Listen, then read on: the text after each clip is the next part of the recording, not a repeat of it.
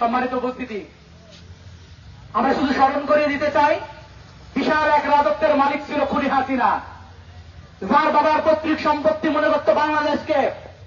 সে র থেকে শুরু করে ভারতের বিভিন্ন এজেন্ডা বাস্তবায়নের মাধ্যমে সে বাংলাদেশকে মনে করেছিল ভারতের করজ রাজ্য করে সে মুখ্যমন্ত্রীর ভূমিকা পালন করবে। কিন্তু এদেশের স্বাধীনতাকামী মানুষ কিন্তু তাকেও সেই সিংহাসনে বসে থাকতে দেয়নি। আপনারা যদি মনে করেন যে সিংহাসন আপনারা আবার তৈরি করবেন, আবার ফেসিবাদ হয়ে উঠবেন, আবারও ভারতের গোলামি করবেন, আবারও আমাদেরকে নতুন ভাবে এই রাষ্ট্রের তাস হিসেবে ব্যবহার করার চেষ্টা করবেন, আবার অধিকার খণ্ড করবেন, আবারও জুলাই হবে, তারা মনে রাখতে হবে বাংলাদেশ আবার জুলাই এবং আগস্ট নেমে আসবে। আমার ভাইরা, আমরা বলতে চাই সরকারকে, জুলাইয়ের গণরায় মেনে নিন। যদি জুলাইয়ের গণরায় মেনে না নেন, তাহলে এর পরিণতি কত ভয়াবহ হবে তা আপনি চিন্তাও করতে পারেন না।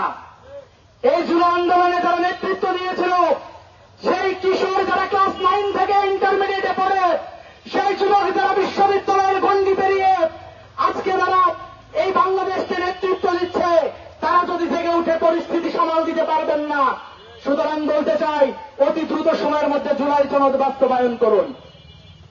আমরা এই জুলাইয়ে চট্টগ্রাম বিশ্ববিদ্যালয়ে যে সকল শিক্ষক, যে সকল কর্মকর্তা, যে সকল কর্মচারী এবং ফ্যাসিবাদের দূষর যারা রাখিয়াল বাহিনীতে পরিণত হয়েছিল ছাত্রলীগ, যারা জুলাই আমাদের শিক্ষার্থী ভাই বোনদের বিপক্ষে স্লোগান দিয়েছে এবং ছাত্রলীগ লেলিয়ে তাদেরকে আক্রমণ করিয়েছে, আমরা বারবার তাদের সাথে প্রশাসনের সাথে বসেছি, বারবার যোগাযোগ করেছি। এই ফ্যাসিবাদকে নির্মূল করার জন্য তাদের বিচারের আওতায় নিয়ে আসতে হবে। কিন্তু আমরা দেখলাম যে প্রশাসন সামান্য পরিমাণ ভূমিকা সেখানে রাখে নাই। আমরা প্রশাসনকে বলতে চাই, সোজাই সাপটায় যত তদন্ত কমিটি গঠন করা হয়েছে, প্রত্যেকটি রিপোর্ট জনসম্মুখে নিয়ে আসুন এবং তাদেরকে বিচারের আওতায় নিয়ে আসুন। যদি না পারেন তাহলে আপনারা সংবাদ সম্মেলন করে বলে দিন যে আপনারা ফ্যাসিবাদের সাথে বসে একসাথে বিশ্ববিদ্যালয় পরিচালনা করতে চান। ছাত্র শিবিরের বিরুদ্ধে ষড়যন্ত্র করেন, ছাত্র শিবিরের বিরুদ্ধে সরকারি দলের যে ছাত্র সংগঠন, সেই ছাত্র সংগঠনের উদ্ধত্তমূলক বক্তব্য আমরা বেশ কিছুদিন যাবৎ লক্ষ্য করছি। তারা কখনো বক্তব্য দেয়, ছাত্র শিবিরকে এটা করবে, ছাত্র শিবিরকে সেটা করবে। আমরা বলতে চাই যে আমরা একটি বন্ধুত্বপূর্ণ সম্পর্কের মাধ্যমে ক্যাম্পাসে সুস্থ এবং সুন্দর রাজনীতি শিক্ষার্থী ভাই বোনদেরকে কল্যাণের জন্য উপহার দিতে চাই।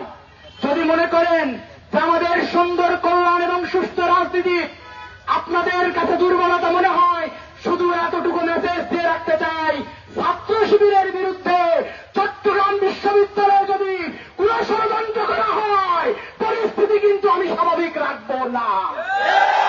বলে দিচ্ছি, সুন্দর রাস্তায় হাঁটুন, সুন্দরভাবে চলুন, চা খাওয়ার যেই সম্পর্ক আছে সেই সম্পর্ককে আপনারা কল্যাণের মনে করুন।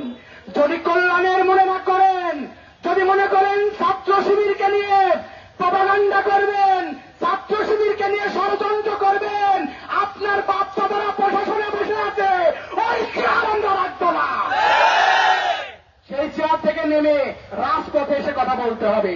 বক্তব্য আপনাদের বিরুদ্ধে আমরা বক্তব্য কখনো দেয়নি, চোখ তুলবো, পা কাটবো, আমরা বক্তব্য দেয়নি যে রাস্তা দিয়ে হেঁটে যেতে পারবো না, আক্রমণ করব। কিন্তু আপনাদের বক্তব্য খুব শুভকর লক্ষণ লক্ষ্য করা যাচ্ছে না।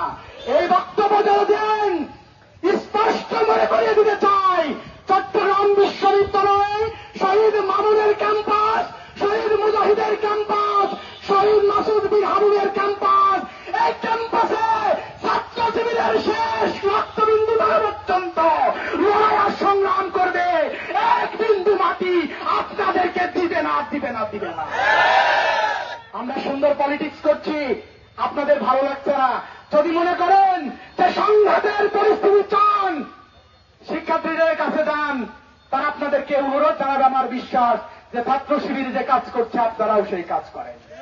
আর যদি মনে করেন এই বাপদাদার প্রশাসন দিয়ে আপনি আমাদেরকে চাপে ফেলবেন, পরিস্থিতি কিন্তু সামাল দিতে পারবেন না। আপনার কর্মী কত আছে আমার আঙ্গুলে গোনা আছে, ছাত্র শিবিরের আঙ্গুলে গোনা যায় তোমাদের কর্মী। সুতরাং বেশি সাহস দেখাবো না, বেশি সাহস দেখালে পরিস্থিতি তুমি মোকাবেলা করতে পারবা না।